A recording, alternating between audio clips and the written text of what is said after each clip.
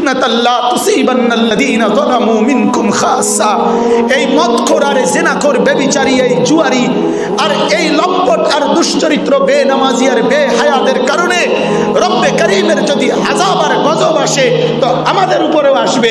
কারণ আল্লাহ তাআলা তো বলছে আমি যখন জমিনে আযাব দেই তখন শুধু পাপীদেরকে দেই না, সবাইকে দেই, হাসরের ময়দানে আলাদা করব, কিন্তু এখন সবাইকে শোয়ায় লাইফ। অতএব উম্মতের দরদি যারা ওলামায়ে উম্মত আমরা সবাই কাঁদেন, চোখের পানি ফেলেন, চোখের পানি ফেলেন, চোখের পানি ফেলেন। আজ চোখের আঁসু দরকার, আজ চোখের পানি দরকার, আজ ব্যথা ভরা দিল দরকার, আজ চোখ ভরা পানি দরকার, পানি দরকার। আল্লাহ এই জাতিকে বাঁচান, আল্লাহ এই জাতিকে বাঁচান, আমার জাতিকে আল্লাহ বাঁচান।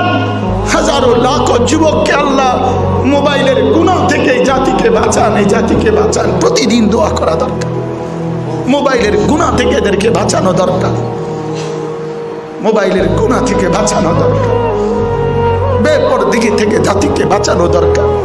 আজ দুয়ারে দুয়ারে আল্লাহর কথা বলেন, দুয়ারে দুয়ারে আল্লাহর কথা বলেন, উঠানে উঠানে মালিকের কথা বলেন, মসজিদে মসজিদে মালিকের কথা বলেন।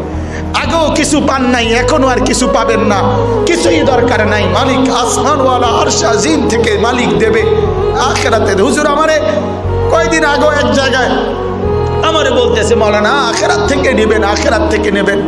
এই ফিকির ইনশাআল্লাহ আমরা সবাই লালন করি, বলেন ইনশাআল্লাহ। উম্মতের উলামায়ে কেরাম কলিজার ভরা ব্যথা নিয়ে উম্মতকে ডাকেন, উম্মতকে ডাকেন।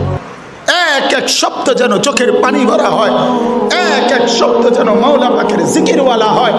উম্মতকে প্রতি শব্দ উচ্চারণ করার আগে নিজের কলব আর নিজের ঈমান আর নিজের আমল আর নিজের তাকওয়া আরো বাড়ান। আল্লাহ যেন আমার বাড়ায় দেয়, বলেন আমিন। আল্লাহ যেন আমাকে কবুল করে, বলেন আমিন। আল্লাহ যেন আমাদেরকে কবুল করে, বলেন আমিন। তো ওই জান্নাতি বলতেছে ইয়াকুলু আইন্নাকা লামিনাল মুসাদ্দিকিন আইদা মিতনা ওয়া কুন্না তুরাবান ওয়া ইযামান আইন্না লামাদিনুন। ওই জান্নাতি বলে আমার এই বন্ধুটা আমারে কেবল আখিরাত ভুলাই দিত। কি ভুলাই দিত? কথা বলেন না, কি ভুলাইতো? আরে বাদ দে আখিরাত পরকাল, আরে হুজুরদের এসব কথা বাদ দে, এখন মজা ভোগ কর, এখন মজা ভোগ কর, এখন মজা মার।